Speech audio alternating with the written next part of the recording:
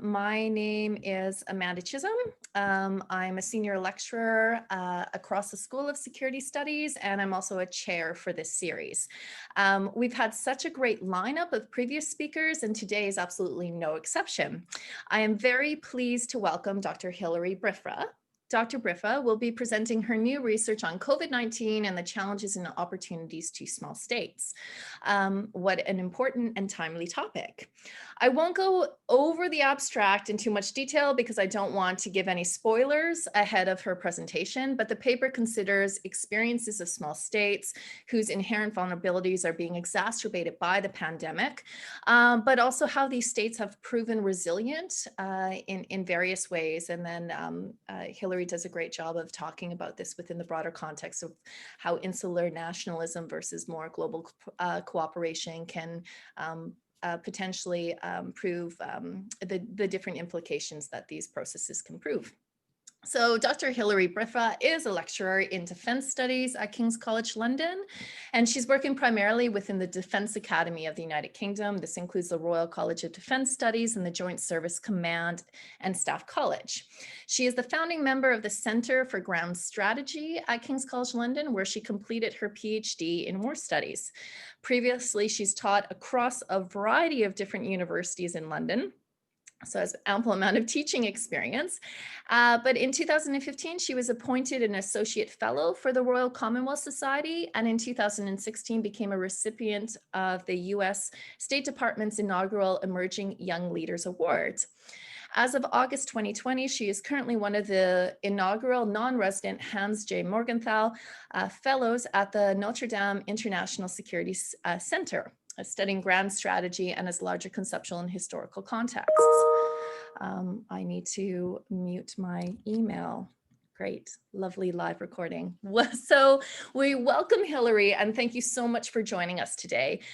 Hilary is joined by Professor Godfrey Baldacchino, who is a professor of sociology at the University of Malta and editor of Small States and Territories Journal. And he has kindly and graciously agreed to be the discussant for today. I've asked Dr. Briffa to speak for about 20 minutes. After this, we'll hand the floor over to Godfrey, who will offer some discussant reflections, and then we'll open up the space to you, the audience, to ask questions either live or raising your hand through the Zoom hand icon, or through the chat function by typing out questions and I can ask them live. So, without further ado, Hilary, I want to hand the floor over to you. Thank you so much, Amanda. I'm really, really excited to be here today. This is completely new research, so it's my first time presenting it, and I'm really keen to get some feedback and some reflections from the group. Since it's my first time presenting it, I'm hoping I'll be able to stick to the 20 minutes time limit. I'm going to turn on my timer and we'll see how that goes. And I wanted to talk today about one of the biggest challenges obviously facing us in the world at the moment. We all know it, COVID-19. And this is a challenge that's been greeted by many names.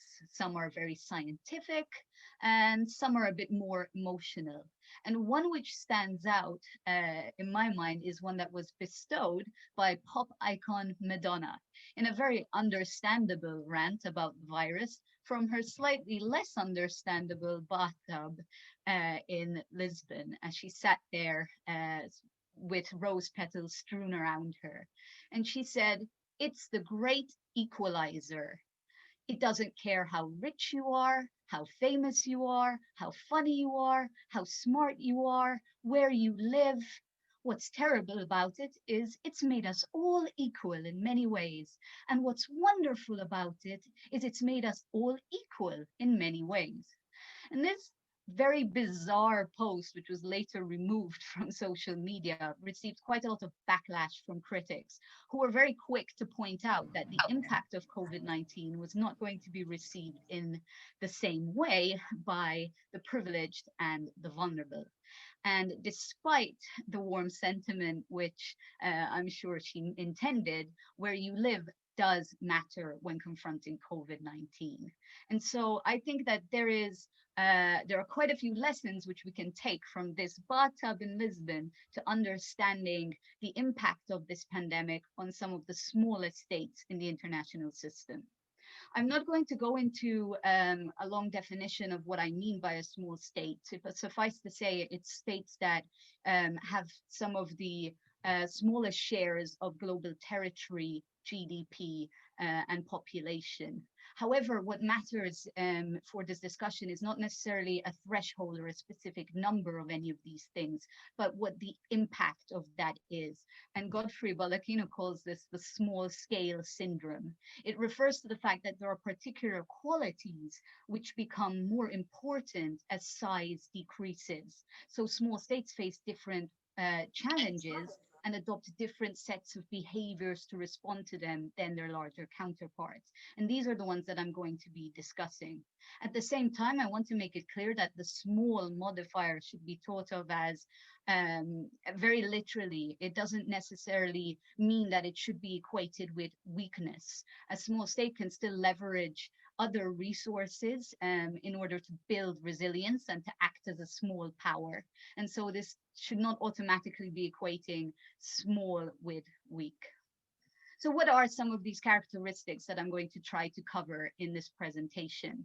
Small territorial size, small infrastructure, centralized governance, social capital, the capacity for economic reform, and multilateralism. These are some of the key characteristics of small states, which I will be telling you a bit more about. So to dive right in, the first one is that, of course, when we think of a small state, we generally think of states that are small in territorial size. And when it comes to COVID-19, this poses a particular challenge because states that are small in territory and are often the most densely populated. In fact, a list of the states that are the most densely populated in the world in 2020, if we look at that, the top winners on this list are all small states. And why does this matter for COVID-19? This means that the ease of transmission is greater for states that are small in territory and more densely populated. However, this vulnerability can also be a way to build resilience, because states that are small and densely populated can actually enable the state to test a greater proportion of the population. And it also makes it easier to do the follow-up, track and tracing, to follow up on positive cases. And in fact, when looking at this data from Our World in Data, you can see that the countries that have tested the most tests per 1,000 are again all small states. And I plotted it onto this graph using the Our World in Data figures to show you what it looks like if you look at Luxembourg at the top and China, India, countries that are much larger down at the bottom. You can really see this difference in the capacity to test a greater proportion of the population. So this is a way to build resilience. However, because of this small size, what often happens is you also have small infrastructure. And in confronting COVID-19, this can be a source of vulnerability in the sense that you might have fewer hospitals. You cannot necessarily designate one hospital for COVID-19 and one hospital for everything else. So this compromises the ability to provide healthcare for other serious conditions. And the medicine costs per capita are also higher in a small state because of that. But again, we can see the ability for policy to build resilience. First, it's important to note that quantity doesn't necessarily equate to quality. In fact, in Denmark, over the past 10 years, between 1999 and 2019, they have actually decreased their number of hospitals from 98 to 32. And despite reducing the number, in a study on the effects of COVID-19 in Denmark, Olagnir and Mogensen actually attribute much of the Danish success to the fact that Denmark has free, equitable, and high quality healthcare. And so this allowed them to rapidly and flexibly reorganize their medical departments, their isolation wards, their hospital beds and staff to better isolate and treat patients. So quality does not necessarily equate, quantity doesn't, and quality don't have to equate to each other. But also because of the recognition in countries that might not have quite the same level of high quality healthcare of the risks of the pandemic, the fact that it would pose a serious problem, many small states have actually prioritized prevention and acting very early. Mongolia is a perfect example of this, which shares the largest land border with China. From January, they were watching what was happening in China, watching the outbreak of this disease, and they acted extremely early. From January, they closed hospitals. They opened hospitals, they closed schools, they made mask wearing compulsory. And this was 2 months before a single case even occurred within Mongolia. And so the combination of early prevention, strict containment measures, and high public support meant that Mongolia managed to keep the spread very low. And in fact, to date, not a single person has died of COVID-19 in Mongolia. Of course, this is again facilitated by the fact that they have a more diverse, dispersed population than some of the other small states. But again, the preventative and early response really contrasts with the behavior in many larger states. And in addition to this, many of these small states have also had experience of previous epidemics, which have shaped their ability to respond rapidly to this crisis. Because Singapore had already experienced the SARS outbreak, they established 900 rapid response public health preparedness clinics across the country. And these screen all people who have flu-like symptoms and then transfer the high-risk groups to infectious disease hospitals. So they were already well prepared because of the learning from and the infrastructure put in place from previous epidemics. At the same time, again, in less well-resourced small states, we also see this learning from previous epidemics. The recent experience of the 2014 to 2016 Ebola crisis in West Africa enabled countries like Liberia to adapt, to rapidly form a coronavirus task force of experts who were then implementing very similar mechanisms to keep infection rates low, whether this is isolating patients or quarantining individuals who might show symptoms. And Mosoka Fala, who at the time was the director of the National Public Health Institute of Liberia at the start of the outbreak, said that because we had the experience of Ebola, the political will was there from the start. At the same time, in countries like this, where there's poor health infrastructure and a lack of capacity, whether that's beds, medicine, even fuel to take people to the hospitals, this makes it a real challenge for medical provision and the health and safety of more impoverished communities in the rural regions. So this shows that although it is possible to build resilience through policy, there are also certain resilience is also being hampered by development challenges, not necessarily shared by these small advanced economies. And thinking about this coordination collaboration, another classic source of vulnerability that is considered to be a characteristic of small states is that they often have fewer human resources to contend with a problem. I mean, in a small state, you'll have one person doing a job where in some other places you might have a whole department. But again, this can be a source of resilience. In 2016, Briguglio and Lazzopar de Muscat conducted a study of resilience and vulnerability in the healthcare systems of small states. And they found that in small jurisdictions, it's actually easier for the government to identify and address shortcomings. And one of these reasons is because although you have fewer staff, they usually occupy multifunctional roles because of this. So it is easier, you also have shorter chains of command and decision making. So it's easier to coordinate and to see what is happening and to get this, what Bergoglio and Lazzopar de Muscat call a helicopter view of what is happening. Sorry, I think I've jumped to my last slide by mistake. You got a sneak preview. And this provides states with a great amount of flexibility. For instance, in the Faroe Islands at the start of the outbreak, they quickly repurposed a veterinary clinic that was used for the testing of viral infections in salmon to test for COVID-19. And this meant that they didn't need to send all their tests over to Denmark for testing. But it also means that when it comes to something like COVID-19, this flexibility allows for easier coordination of health services, the rapid collection of data, surveillance and control measures are easier to implement, and shortcomings in the provision of healthcare can be much more quickly identified and remediated. And I think a really good example of this is posed by Finland, which their approach to security is called the comprehensive security approach.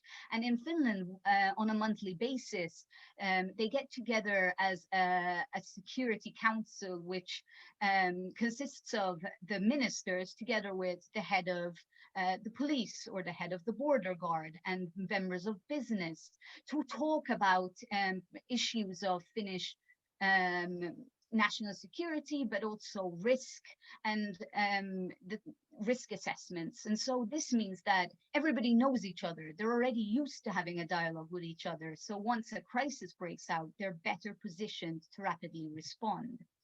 And it doesn't just have to be within government itself as well. From many Arab countries, we see a really positive example of public-private cooperation that is emerging. So for instance, in Bahrain, the government provided licenses of WHO standard COVID treatment to private healthcare providers so that they could also offer treatment to COVID-19 patients. So in this way, the government doesn't have to provide all the capacity or create parallel systems itself, but it can act as a steward because of its ability to be more flexible, to regulate and have oversight of what is happening. Another characteristic of small states worth mentioning in this context is their high social capital.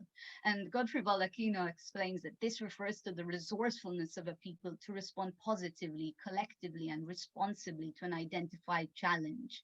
In New Zealand, Jacinda Ardern described the response to the pandemic by New Zealanders as being a team of 5 million. The idea of social capital means that in small,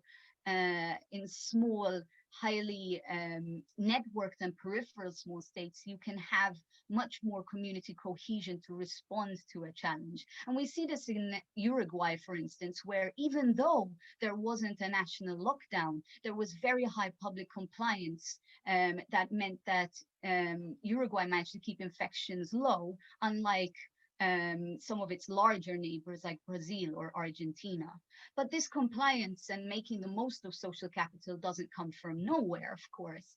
It requires a policy to build resilience. And key to this is clear and consistent communication. In Latvia, for instance, it's a highly divided society run by a 5-party coalition. And they made sure that they were communicating scientific advice from representatives of both the ethnic Latvian and members of the Russian-speaking minority to avoid political division and to And this really proved successful. A poll by Riga Stradens University in April showed that 86% of respondents were complying with the regulations. And similarly, in Malta, we see that Superintendent Charmin Gauci was providing regular briefings on the number of local cases of COVID-19, the risk assessments, and the progress of Malta. And in a May survey by the European Union, 92% of Maltese respondents said they trusted Gauci to deliver reliable evidence, reliable and accurate information to contain the virus. And Health Minister Chris Fern also received a high trust rating of 82%. So with high levels of public trust can be achieved by having this clear and consistent communication to build on this social capital.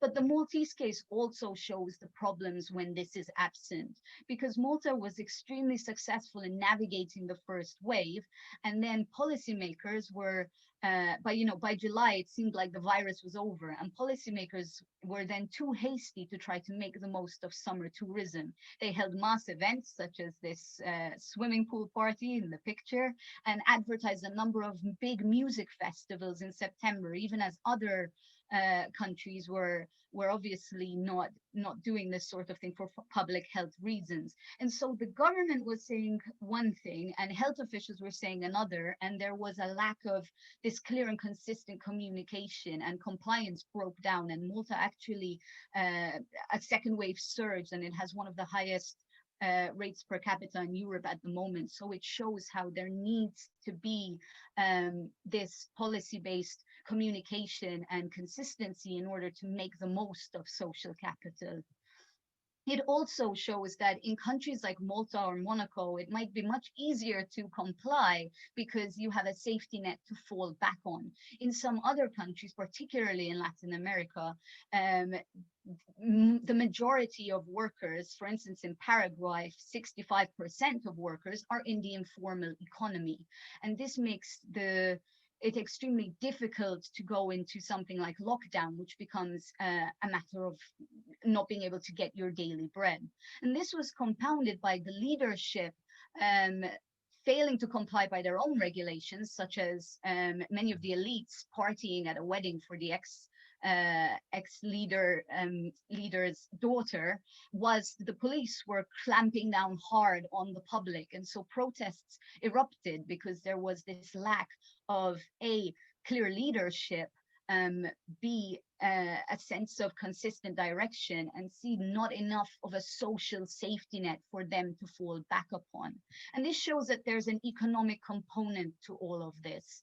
Small advanced economies can build resilience because if they have the fiscal space and liquidity to make big economic changes, it only takes some small microeconomic reforms to make a big difference to the shape of the economy. And a study by Columbia University showed that that Malta topped the list for the largest financial spending package in the world to respond to COVID-19, which dwarfs the 14% in the USA and the UK.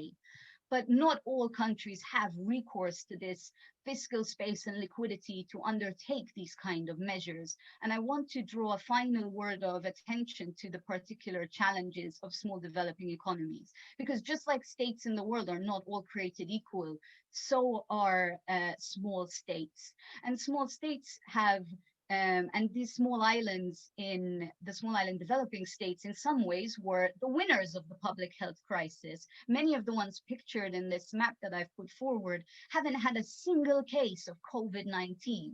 And this is good because they would be more susceptible often to outside diseases, and because of capacity issues. Vanuatu, for instance, only has 2 ventilators, but it doesn't mean that they've been safe from all the effects of the pandemic.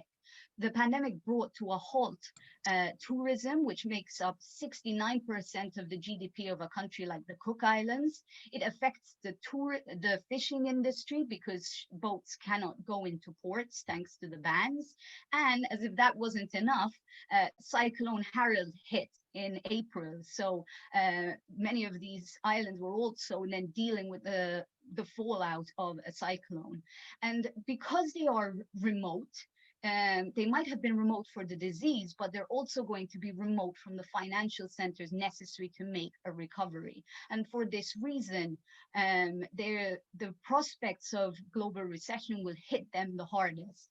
And so leaders from many of these countries, such as Lois Young Pictured, who is the current chair of AOSIS, the Alliance of Small Island States, went to the United Nations and have gone to international institutions to make concrete recommendations to reform debt structures and international financial regulations to allow them to be able to have access to these recovery measures. Otherwise, they seriously risk not being able to recover from the effects of this pandemic. And at the same time, this shows the reliance of small states on multilateral strategies. Just as many great powers have been resorting to more nationalistic and insular approaches, such as bans on exports of medicines or outspending other countries to acquire PPE. For instance, France and Germany said that the US was had outspent them and taken some of the PPE out from under them. And these are major European powers, let alone smaller actors who are going to be pushed to the back of the queue. Contrasting with this, you see the leadership of small states in this time. Singapore and New Zealand signed a trade agreement agreeing to keep open trade of 120 different products. And a number of other small states are signing up to keep open access to commodities and services, even as greater powers are looking more inwards. They are looking outwards, both out of necessity, but also in understanding that they are only as strong as the weakest member. And because small states occupy the greatest number of members of the United Nations, they're also the greatest number signing up to the COVAX vaccine. And the last point I'd like to make is that whilst going to these multilateral platforms, small states are making the effort to link climate change with COVID-19. Because of the pandemic, the World Ocean Forum was cancelled and COP21 negotiations were pushed back to next year in Glasgow. Yet at the height of the pandemic in April, small states held the Placencia Ambition Forum in April, which was pushing to have the COVID-19 pandemic recovery linked with climate change so that it can be a green recovery. Even the pandemic risks increasing problems of plastic waste and other problems that would aggravate the struggle in climate change. But small states know that this will remain an existential problem long after they are gone. And so to conclude, it's clear that small states have certain vulnerabilities innate to them in relation to COVID-19, the ease of transmission, higher medicine costs per capita, fewer resources, but they can also build vulnerability because they can draw on their characteristic flexibility, economic agility, the helicopter view, and this higher social capital. But in doing this, in building resilience, it is still clear that despite what Madonna says, how rich you are does matter. It affects your ability to it affects how states are exposed to fluctuations in global markets. It affects their liquidity. How rich you are affects how much you can outspend on PPE, and is a direct life or death decider for those living in the informal economy. Where you live also matters, whether remoteness has insulated you from the public health crisis or whether it's exacerbating the financial effects of COVID-19. And how smart you are also matters, whether you can put clear, consistent policies to draw on social capital for your favor, or whether you're making poor policy choices that increase the risk of spread.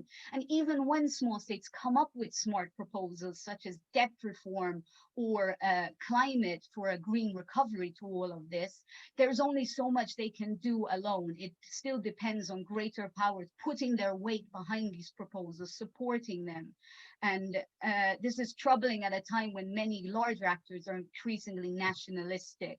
And so, although Madonna was well-intentioned, I think a much better description of COVID-19 was offered by UN Secretary General Antonio Guterres, who said that it has exposed the fragility of humankind and laid bare systemic and entrenched inequalities that are testing the resilience of societies.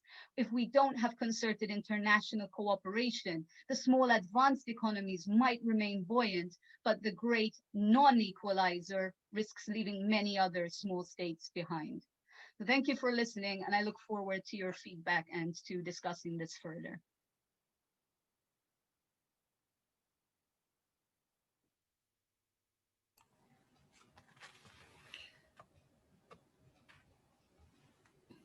Good job, Hilary.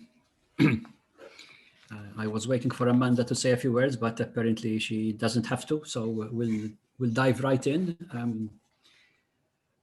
A very interesting presentation. First of all, I commend you for the clarity, the smoothness of your communication, and the breadth and scope of your examples that you used.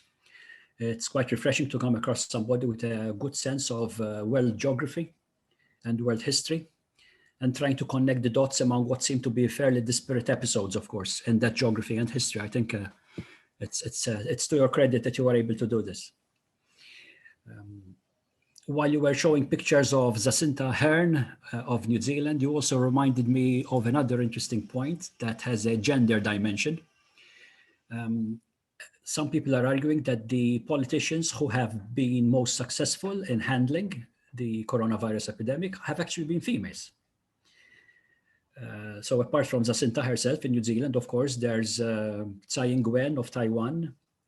There's the Prime Minister of Iceland, Prime Minister of Finland. And you know, this is an interesting point, because possibly, I'm not sure, but possibly individuals are more keen to obey instructions coming from a woman, perhaps a woman politician, than a male politician. You know, it's a question, and I'm sure somebody in the audience will take it up and well, perhaps lambast me for provoking it. I have a couple of points and a critique about your theoretical framework. So I'll review these, and then I'll open the floor for discussion. One has to do with isolation. I think one of the interesting characteristics of small states is they tend to fall within, well, let's say 2 broad categories. About 60% of them are islands or archipelagos, and the rest are coastal or mainland and or landlocked states. So this creates a whole issue about control. When you are an island state or a multi-island state, you find yourself perhaps more easily able to close down your borders. You can lock down your airport, you can lock down your port, you can impose practically absolute restrictions on travel. This is not necessarily possible in other coastal and even less in landlocked small states, where the border might be the lifeblood, might be the ventilator, if I may use that word, that allows the economy to breathe. So a place like Luxembourg, for example, was fighting tooth and nail with its neighbors, Belgium, France, and Germany, in order to keep the border open. Luxembourg did not want to close the border, because if it closes the border, 200,000 people who commute on a daily basis or a weekly basis to work in Luxembourg would not be able to come over, and their whole economy would be compromised, including their health sector. So let's keep this in mind, right? So isolation may be beneficial. You mentioned all those small Pacific micro states and jurisdictions, some of whom until this very day, at the time of speaking, have not registered a single case of COVID-19, let alone deaths from COVID-19. Luxembourg is not able to do that, nor does it want to do that. Andorra is in a similar situation. San Marino is in a similar situation. The Vatican City, you mentioned Vatican City amongst the most densely populated countries in the world. Vatican City is surrounded by Italy. It would not be able to survive if it were to close its borders. So I think this is an interesting point that reminds us of the variety within the family of small states. Border controls also come in relation to migration. So when we talk about populations of small states, very often we forget that at any point in time, especially in those small states that are economic hubs, so they attract people, they are more cosmopolitan than other places, sometimes even more than mainlands. Those economies need to keep a modicum of openness and connectivity in order to survive. They need to welcome migrants, migrant workers, etc., in their midst. Indeed, their whole health system, it's not just the infrastructure that matters, it's the human resources as well. So in many of these cases, the health system is manned by individuals who are not necessarily not necessarily natives, citizens of those small states. They need to be brought in from outside. So there's a whole issue about to what extent can you close your border? It's not a question of yes and no, but the extent to which, the balancing act that would allow you to maintain your economy going, while at the same time, notionally at least, as a minimum, protect your citizenry from the effects of a pandemic. My third and final point, Hilary, is the way in which you use the word resilience. I'm a little worried about this because you seem to use it, frankly, in very much the same way as capacity. In fact, you speak about building resilience. So you usually speak about building capacity. Resilience is a fairly odd topic to use, especially when you use it in contradistinction to vulnerability, because they seem to be two fairly empty words. One is supposedly the opposite of the other. But when it comes to explaining small states, I find them rather empty and almost meaningless. Resilience very often refers to some kind of ability to bounce back, to take things in your stride, and if you get knocked down, you stand up and you get up again, like the words of that famous song. So the people who bounce back are those who are still alive, for example. The people who bounce back are those who have not migrated. And this is always problematic in the case of small states. Many residents of small states are not necessarily citizens of that country, and the opposite also applies. There may be many more small state citizens who live outside the country than in the country itself. So let's be fairly careful, right? So when using terms like vulnerability and resilience, they very often imply the ability to have a contained population whose behavior can be monitored, and therefore, if it bounces back, it can be seen to have bounced back. Well, that's a very problematic statement. Each of those words in that statement, population bouncing back, etc., I think deserves to be further critiqued. But overall, thank you so much. It's been a great pleasure. And I certainly like the way in which you brought in Madonna and her butt up. My gosh, well done. That's great. So Hilary, there's a couple of people have raised their hands, and Godfrey, I also want to thank you so much for your comments, and particularly from a gender perspective, picking up on the women's leadership. I think that is an interesting question. Interesting in that, probing, it certainly probes me as a gender scholar to think about, is there something about women's leadership, or is it something about how that leadership happens, leading through, say, empathy, conversation, communication, as opposed to the, kind of thinking of conjuring up the Boris and the Trump, this kind of masculine, kind of bravado around, how a state kind of imagines itself in leadership. So Hilary, I'm not sure if you've reflected upon that, but I would encourage you also to maybe comment on that if you can. And then we also, I'm just going to get a few rounds of questions and then you can respond. Is that all right, Hilary? So great. So I am going to pronounce this name terribly and I apologize in advance, but Avinoma Imuna? Question mark. Would you like to ask your question live? I'm sorry, I pronounced your name wrong. It's okay. Thank you so much. Thank you, Hilary, for the enlightening lecture. It was a brilliant, profound research. It's really nice. For someone who comes from small states, it was. I'm actually from Israel, and I'm a student in the RCDS, member in the RCDS. And thank you, Hilary. My question is, if small countries can adapt fast and can deal with the COVID better than big states or large states, in some, maybe the big ships in the ocean compared to the speedboats of the small states can use them as a study case to other initiatives that will work better at the future. This is my question. I hope it is clear enough.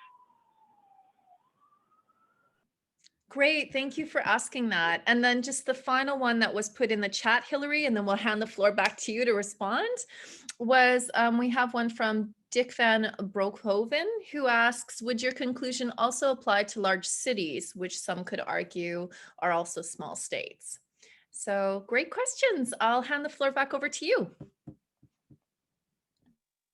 Yeah, thank you so much. There's quite a lot to respond to there, so I'll try to keep my answers short in case there are more questions. So the first one on the gender dimension, I think that's really interesting. I was using size obviously as my modifier to do this analysis, but it becomes interesting when you think about the arguments I was making about social capital and also the need for clear and coherent communication to respond to that. It's not just about the clarity of instructions, but of course, relatability and empathy comes in here as well. And Jacinda has been particularly praised for having this very human, relatable approach in her communication, which was very helpful in bringing people on board with what she was saying. So there's a question there about whether if studies have shown that women leaders can be a bit more empathetic, then there would be an interesting link there to say that small states with female leaders could be really well supported in this regard. And there's also work being done to determine whether smaller states are more willing to elect female to put the trust in female leaders, because they have more of a tendency to be experimental, which is going to bring me to Avinoam's question. So those two particular qualities could be really interesting in light of the social capital and building that. The second point that Godfrey mentioned was about first migration, and I absolutely agree that that is something really important to take into account that I haven't yet taken into account. It matters for workers, and it matters even in the case of Malta's numbers when numbers were increased because they accepted a boatload of migrants who were also infected with I don't know if that's a right term, who are patients of coronavirus. So there is a migration component there where obviously your humanitarian response has to happen as well, but how does that then affect on a population that might be more insular as an island, and you're bringing in, how is that aggravating already existing tensions over a subject like migration? So I think there are quite a number of really interesting points that could be made about that. I also think your point about the diaspora matters as well, especially in my research. I was finding that a lot of small vulnerable economies are being supported by remittances during this period by their diaspora communities abroad. But this is still not enough. This helps, but it's not enough. They still need, that's why they're pushing for proper structural reform and change institutionally. Now, diaspora communities can help by adding a voice to that. For instance, if I'm Maltese and I'm living in the UK, I can put pressure on my political leaders here to try to support those kinds of bids by smaller actors. So I think there's also a role to be played there in diaspora pushing for a more collaborative approach to the international response to this.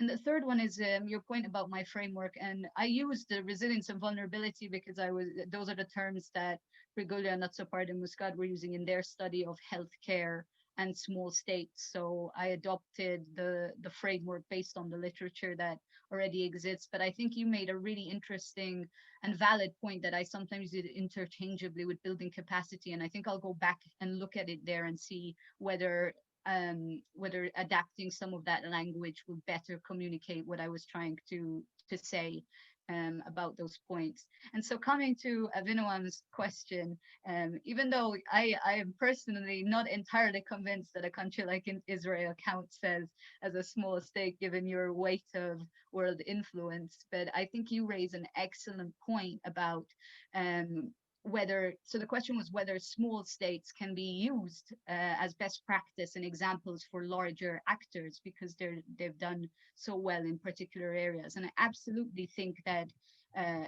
they should be, because small states have the ability to to make these changes much more quickly, and the consequences are often less dramatic. They have much more of a capacity to be experimental, and so they can actually serve as testing sites for some of these practices that then can be replicated and scaled up to larger actors. So I definitely agree that that this is what should be sort of the approach that other countries should be taking, especially because the speed of trying something out is quicker to implement in a small state that doesn't have the same kind of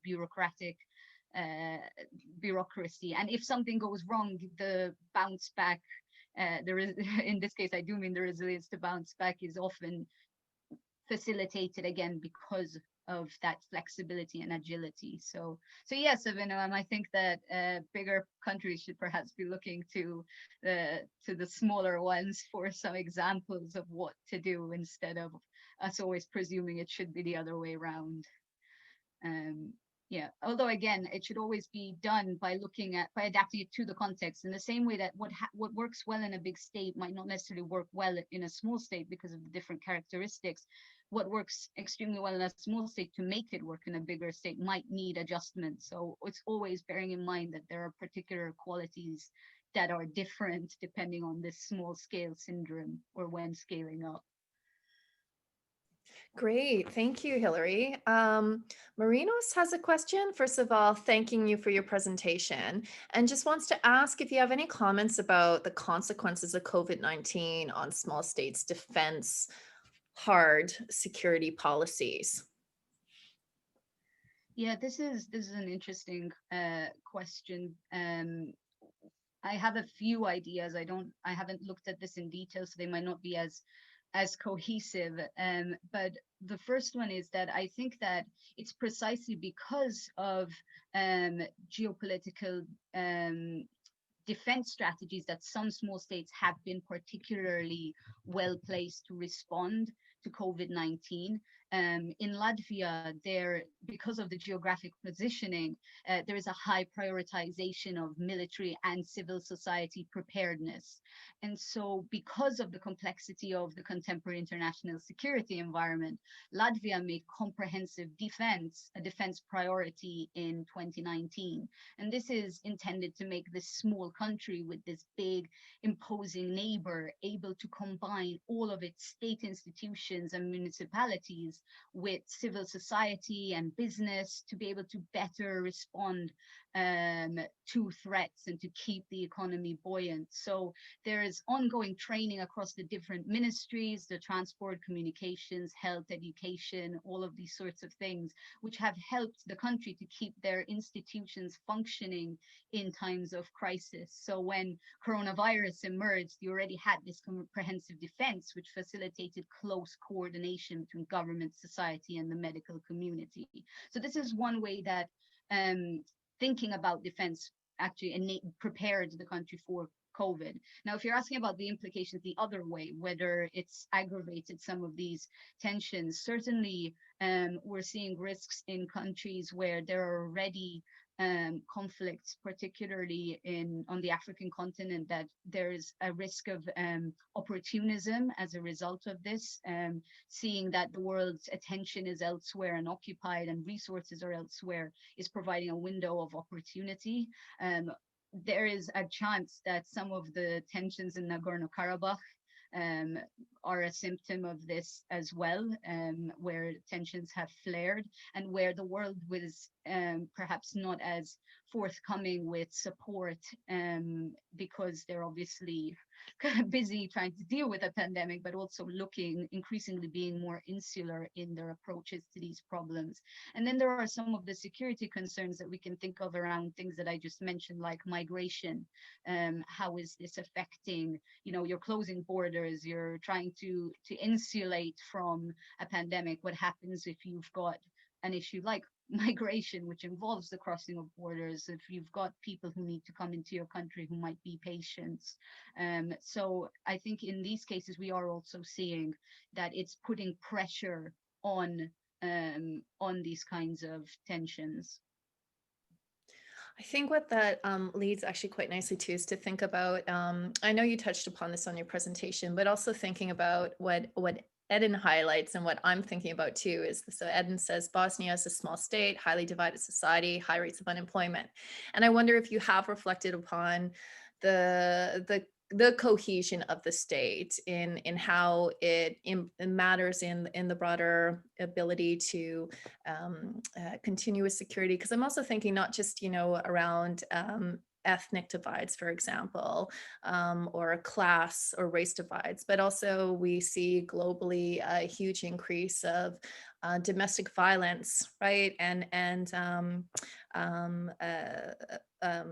yeah, murders of women in domestic homes, for example, too. And when you talk about kind of the distraction, we're distracted with COVID. And so I just wondered if you've reflected upon that, or if small states are also better able to be addressing these issues too, or just, I guess, some thoughts. For me, I'm using my position as chair because I want to know more, but also to respond to Eden's comments.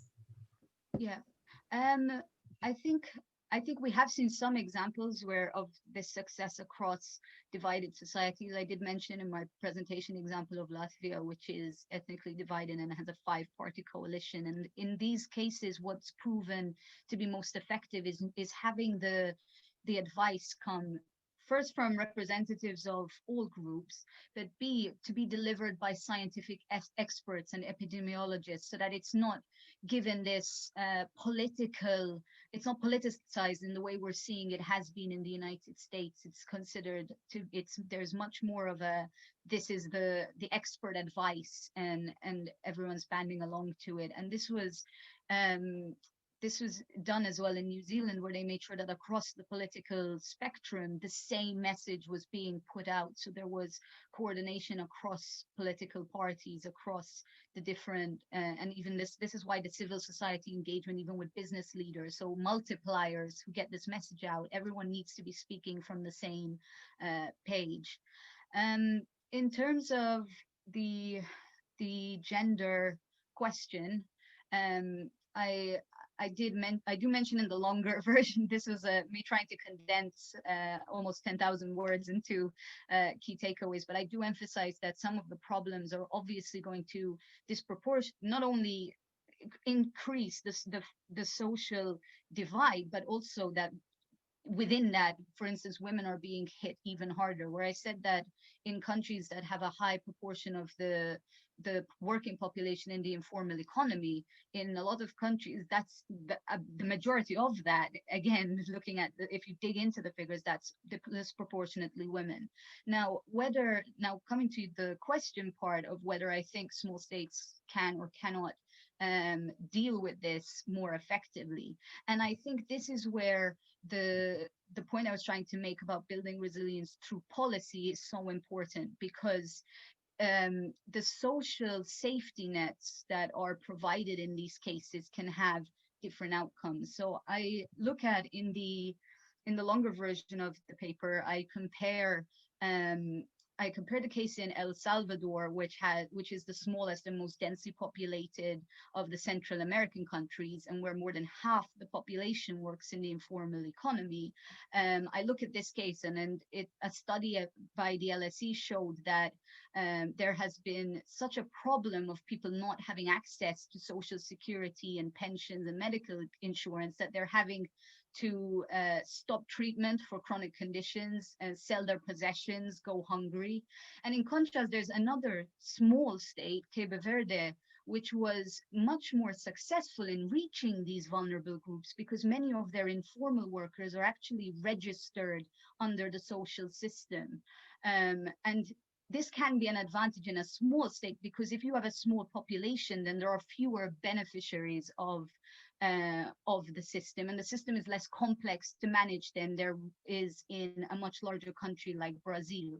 So these two contrasting cases show that if you have sound policy making, you can turn some of these structural limitations of small size into an opportunity, and you can better provide these social safety nets. But your levels of development, again, are really going to hamper the ability to do so. And that's why I really wanted to make a really clear distinction between not all small states are the same. So between the small advanced economies and those that are not, and even among them, those that put forward sound policy and those that are struggling a bit more and might need a bit more assistance.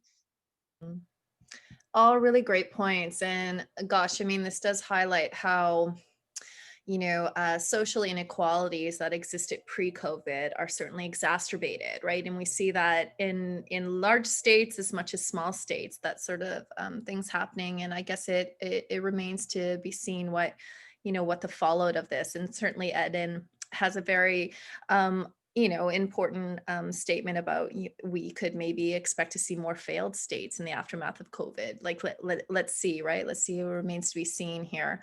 But you have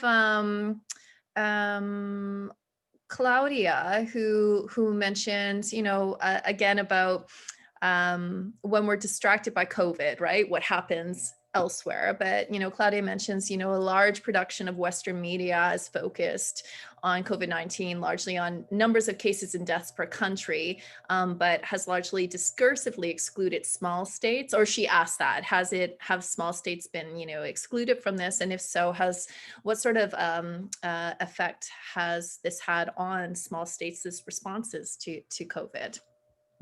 I think there is, again, a geographic and development component to this. I think some small states like New Zealand have had so much attention and been really celebrated for a lot of the success that was achieved over there. The eyes of the West, again, tend to be, and the Western media tend to be favorable for this sort of thing. And I think we've also seen quite a lot in the news about Nordic approaches and what Denmark is doing, what Finland's doing to have this kind of success. Elsewhere, I would just agree with what Godfrey's put in the chat, that small states being excluded from the coverage is the norm. You might have heard about a place like Vanuatu when it was hit by the cyclone. It might not be on not be on your radar, even though they were the smallest country ever to have a seat on the United Nations Security Council. So they are getting themselves into these positions of influence. They are trying to raise their voices, but there remains, I always think of this like, if you have an aquarium, most people are still going to be looking at the sharks and not looking at the plankton or the shrimp at the bottom, even if their survival strategies might be even more interesting or innovative. So at the moment, everybody's looking at the US and China because of COVID, because they're also going to be the countries that affect the shape of the global economy in the biggest way. But I think that a crisis like COVID-19 shows that we are only as strong or as weak as our smallest and least resourced members. And as we face another crisis like this afterwards with climate change, I want to end by really saying that there is a need for us to push for more international collaboration, less of these nationalistic responses as we confront such existential threats for the entire world. Yeah, gosh, that we could keep going. And there's some really great comments being fed in the chat function.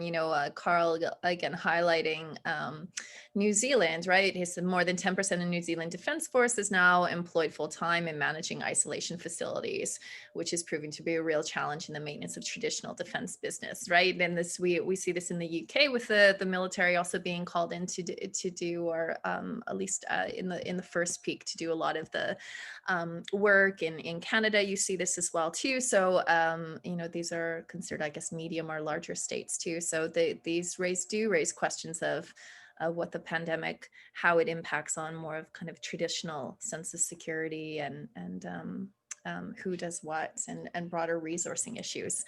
But we are out of time. But before we go, I just want to leave the last word for you, Hilary. So the floor is yours, and then we'll, thank everyone for coming. Yeah, thank you so much. This has been a really interesting and exciting opportunity for me to share something completely new that I've been working on, obviously, over the past few months. And I obviously welcome any additional feedback, any extra ideas or suggestions as I work to develop this into a paper. So feel free to email me and to keep the conversation going. But also, I know the countries that a few people on the call are from, and I know there's obviously a greater interest in the studying of small states from those of us who come from small states.